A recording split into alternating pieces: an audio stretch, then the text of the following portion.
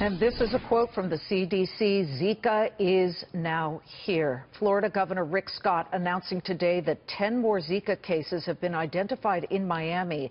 But these are different. These bring the number of locally acquired cases in the state to 14, meaning people never traveled outside. They were bitten by mosquitoes here. The CDC is advising pregnant women to avoid travel to the affected Miami neighborhood, while the UK has issued a travel warning as well. Is this just the start of a Brazil-like outbreak in the U.S., and what's the battle plan? Joining me now, Director of the National Institute of Allergy and Infectious Diseases, Dr. Anthony Fauci. Welcome, Doctor. And up until now, all the cases here in the U.S., I think 1,600 or so, involve people traveling abroad or sexual transmission. This is different. How concerned are you about this? Well, it's certainly something you want to take very seriously. You've sort of posed the question, is this the beginning of a massive disseminated outbreak throughout the entire continental United States? We don't feel that this is something that's going to happen to that extent, but we will be seeing, as we're seeing in Florida, these kind of local outbreaks. The issue is, and the challenge is going to be, to prevent them from becoming sustained and from becoming disseminated. It's not surprising that these local transmissions have occurred because, as you mentioned, we have 1,600 or more travel-related cases. We have the mosquitoes that are capable of transmitting, particularly in the southeast part of the country and the Gulf Coast states, including Florida. So seeing this happen is not unexpected. The real thing now is to make sure we address it in an aggressive way. And the most important tool we have is by controlling and eliminating mosquitoes.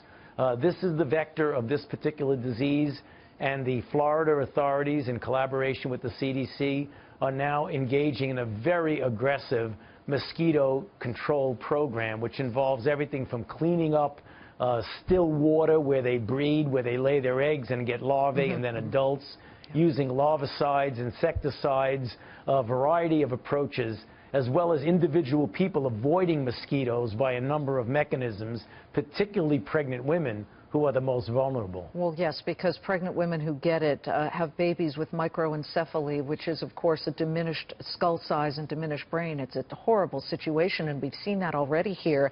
But, you know, you see the cases in Puerto Rico multiplying. They have 5,500 confirmed cases, 50 pregnant women per day. That's risen sevenfold. So, you know, you sound more confident that, oh, I don't think that we'll have a full-blown nationwide crisis. But what if those mosquitoes travel northward to, say, for example, Orlando, where Disney is, where you have hundreds of thousands of tourists who are descending upon that area? Then they travel, and the next thing you know, you have Dustin Hoffman, an outbreak.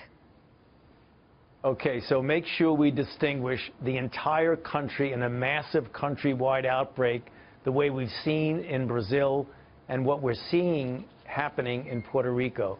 The conditions in the United States, the lack of crowding comparable to what we see in those countries, the ability to be able to have access to air conditioning, screens on doors and screens on windows are going to be conditions that are not amenable to a nationwide outbreak. Now, having said that, that doesn't mean we're going to be cavalier about it and we're not going to take this seriously. We're going to take it very seriously and have been taking it seriously. Having said that, there will be pockets in the country, such as what we're seeing in Florida now and what we might see in Texas and other Gulf Coast states, where you could have an outbreak that hangs around and is sustained for several months or longer. And the reason we say that is that we have seen this with other infections such as dengue and chikungunya, which are transmitted by exactly the same mosquito. We've seen these kinds of outbreaks, so don't get the impression that we're taking this lightly. Go ahead. I don't, but let me, because we can't get the bill passed through Congress to put a lot of money toward fixing this situation, but let me forward this to the vaccines.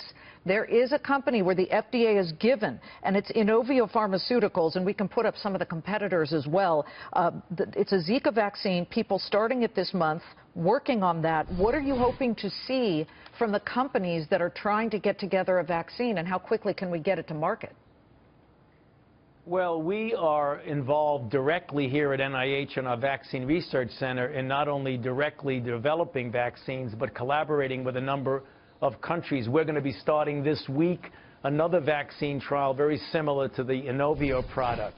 Our plan is to have a phase 1 study which looks for safety and whether the vaccine induces a response that you would predict would be protective. We're going to be starting within a week, probably in the next couple of days. It lasts a few months, and probably by the end of the year we'll know if it's safe. If it is, we'll go on to a much larger efficacy study in regions where there are a lot of infections, likely in South America and Central America. Dr. Fauci, thank you for joining us. Dr. Anthony Fauci, Director of the National Institute of Allergy and Infectious Diseases.